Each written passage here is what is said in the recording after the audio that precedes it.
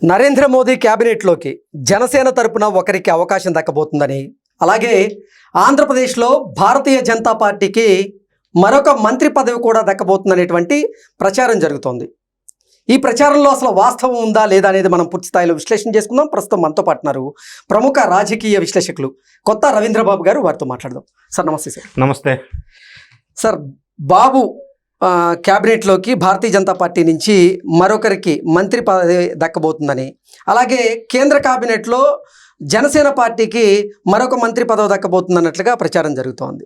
ఏంటి సార్, నిజంగా ఆంధ్రప్రదేశ్లో గనక భారతీయ జనతా పార్టీకి మరో మంత్రి పదవి దక్కేటువంటి అవకాశం ఉంటే ఎవరికి దక్కేటువంటి అవకాశం ఉంది అంటే ఏం చెప్తారు సార్? ఇప్పుడు కేంద్ర ప్రభుత్వం ఆధ్వర్యంలో రాబోయే అసెంబ్లీ ఎలక్షన్స్ కొన్ని రాష్ట్రాల్లో ఉన్న నేపథ్యంలో కీలకమైన మార్పులు జరిగే అవకాశం ఉంది. ఎందుకంటే ఇప్పటి వరకు మనం గమనించినట్టయితే లేటెస్ట్గా కొన్ని రాష్ట్ర గవర్నర్లని ట్రాన్స్ఫర్ చేశారు, కొత్త గవర్నర్లని నియమించారు. అదేవిధంగా ఇప్పుడు నితీష్ కుమార్, బీహార్ సీఎంగా ఉన్నటువంటి నితీష్ కుమార్ని సెంట్రల్లో అకామిడేట్ చేశారు. సో దానికి మళ్ళీ సీక్వెన్స్గా నితీష్ కుమార్ కొడుకుని డిప్యూటీ సీఎం బీహార్ అని ప్రతిపాదన వచ్చింది. సో నితీష్ కుమార్ని సెంట్రల్లో ఒక మంత్రివర్గంలో తీసుకునే అవకాశాన్ని ఉన్నట్టుగా తెలియవస్తా ఉంది. ఈ నేపథ్యం, ఈ బ్యాక్గ్రౌండ్ చూసినప్పుడు మొత్తం మీద సెంట్రల్లో రాబోయే రాష్ట్రంలో కొన్ని రాష్ట్రాల్లో జరుగుతున్న ఎలక్షన్స్ని దృష్టిలో పెట్టుకొని భాగస్వామ్య పక్షాలకు సంబంధించిన పార్టీల నుంచి మంత్రివర్గంలోకి కొంతమందిని అకామిడేట్ చేసేటట్టుగా ఊహాగానాలు వినిపిస్తున్న మాట వాస్తవం. ఇక ఆంధ్రప్రదేశ్కి వచ్చినప్పుడు ప్రధానంగా ఎన్డీఏ సెంటర్లో రైట్ లెఫ్ట్ హ్యాండ్ అంటే చంద్రబాబు నాయుడు గారు, నితీష్ కుమార్. సో అక్కడ నితీష్ కుమార్ గారికి ఆ వయస్సు రీత్యా లేకపోతే అనారోగ్య కారణాల వల్ల సీఎం పదవి నుంచి సెంట్రల్లోకి తీసుకున్నారు. ఆ equation is entirely different. We cannot compare with Andhra Pradesh. So ఆ బ్యాక్గ్రౌండ్ నేపథ్యంలో ఇప్పుడు ఆంధ్రప్రదేశ్కి వచ్చేసరికి సెంట్రల్లోకి ఒక మంత్రి అవకాశం ఇవ్వాలి అని అంటే ప్రస్తుతం ఆల్రెడీ ఉన్నారు తెలుగుదేశం పార్టీకి సంబంధించిన వాళ్ళు. ఇప్పుడు జనసేనకి మనకి 2 ఎంపీలు ఉన్నారు. ప్రస్తుతం ఉన్న వాళ్ళని అందులోకి అకామిడేట్ చేస్తారా జనసేన నుంచి?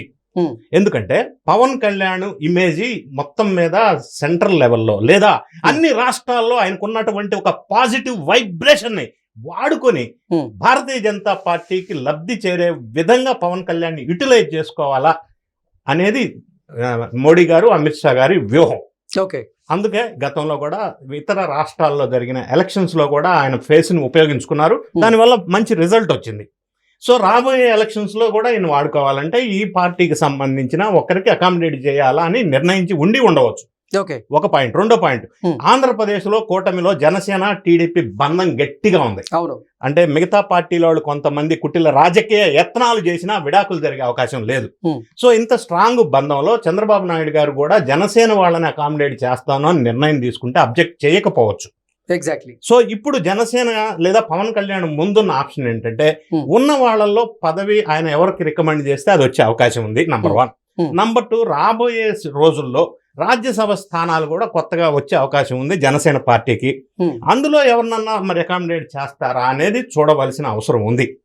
ఇంకొక పాయింట్ కూడా మన సోషల్ మీడియాలో చర్చ జరుగుతుంది. మరి నాగబాబు గారికి అప్పట్లో ఒక ప్రామిస్ చేశారు, రాష్ట్రంలో మంత్రివర్గంలో తీసుకుందామని. అది కొంత వర్కౌట్ కాకపోయిన నేపథ్యంలో ఇప్పుడు ఆయన పేరు కూడా ఎట్లా చేస్తే బెటర్ అని కొంత చర్చ అయితే జరుగుతుంది, ఏ విధంగా చేయాలి అనేది. ఈ అకామిడేషన్ ఈ సెంటర్లో జనసేనకు గనక అవకాశం వస్తే జనసేన స్ట్రెంగ్తన్ అవుతుంది. నంబర్ 1, బీజేపీకి పవన్ కళ్యాణ్ ఇమేజ్ ఉపయోగపడుతుంది. తద్వారా మిగతా రాబోయే ఎలక్షన్లో ఆయనకి ఉపయోగపడే అవకాశం ఉంది. అయితే జనసేన ఈ అరేంజ్మెంట్ నేపథ్యంలో ఆంధ్రప్రదేశ్ క్యాబినెట్ లో కూడా బీజేపీ నుంచి ఒకరిని మంత్రివర్గంలోకి తీసుకుంటారని చర్చ జరుగుతుంది. సో బీజేపీని కనుక ఆంధ్రప్రదేశ్ రాష్ట్రంలో ఎన్డీఏ కూటమిలో ఎవరినన్నా ఇవ్వాలి అని తలస్తే, డిసైడ్ చేస్తే ఖచ్చితంగా ఒకే ఒక ఆప్షన్ మనకు కనిపిస్తా ఉంది. సీనియరు సౌమ్యుడు సోము వీర్రాజు గారు. అంటే సోము వీర్రాజు గారికే ఇప్పుడు బాబు గారి క్యాబినెట్ లో అవకాశం దక్కేటువంటి అవకాశం ఉందంటారా? When compare with any other BJP candidates ఇప్పటి వరకు ఉన్న అంశాలని, అంటే సీనియారిటీ కావచ్చు, ఎక్స్పీరియన్స్ కావచ్చు, వివాదాస్పదమైన వ్యక్తి కాదు అని కావచ్చు. ఈ మధ్య కాలంలోనే మండలిలో సోము వీర్రాజు మీద దాడికి ప్రయత్నించారు వైఎస్ఆర్సీపీ శ్రేణులు. అప్పటికి ఈయన సంయమనంతో వ్యవహరించారు. ఏదేమైనా కానీ ఆయనకున్న బ్యాక్గ్రౌండ్ నేపథ్యం చూసినట్టయితే ప్రస్తుతం బీజేపీ నుంచి అకామిడేట్ చేయాలి ఆంధ్రప్రదేశ్ మంత్రివర్గంలో అంటే నేను అనుకుంటున్నా సోము వీర్రాజు గారికి ఆ అవకాశం వస్తుంది అని నేను అనుకుంటున్నాను. ఎందుకంటే గతంలో ఆయన పార్టీ అధ్యక్షులుగా కూడా పనిచేశారు. అవును. ఆయనకున్న రాజకీయ నేపథ్యం, ఎక్స్పీరియన్స్ బాగానే ఉంది. Hmm. అందుకనిలా ఆయనకు అవకాశం ఉంటుంది ఆంధ్రప్రదేశ్లో అనేది నాకు అనిపిస్తా ఉంది. ఇప్పుడు జరుగుతున్న ఈక్వేషన్స్ అన్ని బ్యాలెన్స్ చేసుకుంటే. ఓకే. సో అంటే నిన్న మొన్నటి వరకు మీరు అన్నట్లుగా బాబు గారి క్యాబినెట్లోకి నాగబాబు వెళ్ళబోతున్నారు అనేటువంటి ప్రచారం జరిగింది. ఇప్పుడేమో దానికి రివర్స్లో, అంటే భారతీయ జనతా పార్టీకి బాబు గారి మంత్రివర్గంలో ఒకరికి అవకాశం దక్కబోతుంది అనేటువంటి ప్రచారం జరుగుతుంది. అటు మోదీ గారి క్యాబినెట్లో ఏమో జనసేనకు అవకాశం దక్కబోతుంది అనేటువంటి ప్రచారం జరుగుతుంది. అంటే ఈ ఈక్వేషన్స్ వర్కౌట్ అయ్యేటువంటి అవకాశాలు ఉన్నాయంటారా? ఉండవచ్చు. ఎందుకంటే జనసేనని సెంట్రల్లో అకామిడేట్ చెయ్యటం అనేది రైట్ డెసిషనే. అది జనసేనకి మంచిది, బీజేపీకి మంచిది. ఇక్కడ ఒకే ఒక చర్చ లేదా క్లారిఫికేషన్ రావాల్సింది ఏంటంటే, ఎవరిని అకామిడేట్ చేస్తారు? ఉన్నవాడినా, లేకపోతే వచ్చే రాజ్యసభ మెంబర్నా, లేదు నాగబాబుని ఏమన్నా ఆ విధంగా తీసుకెళ్లే అవకాశం ఉందా? ఎందుకంటే గతంలో మనం ఒకసారి కొన్ని నెలల ముందు నాగబాబు గారిని సెంట్రల్కి పంపిస్తారు అని ఒక వాదన కూడా వినిపించింది మనకి. రాజ్యసభకు పంపించి తద్వారా సెంట్రల్లోకి ఆయన ఉంటారు, స్టేట్లో పవన్ కళ్యాణ్ ఉంటారు అనేది ఒక చర్చ జరిగింది గతంలో. సో ఇప్పుడు మరి పవన్ కళ్యాణ్ నిర్ణయం మీద ఇది ఆధారపడి ఉంటుంది. ఒకటి. రెండోది, సమతుల్యం పాటించవలసి ఉంటుంది. అంటే ఈ కాస్ట్ ఇంజనీరింగ్ కూడా కొంత బేస్ చేసుకోవాల్సిన అవసరం ఉంటుంది.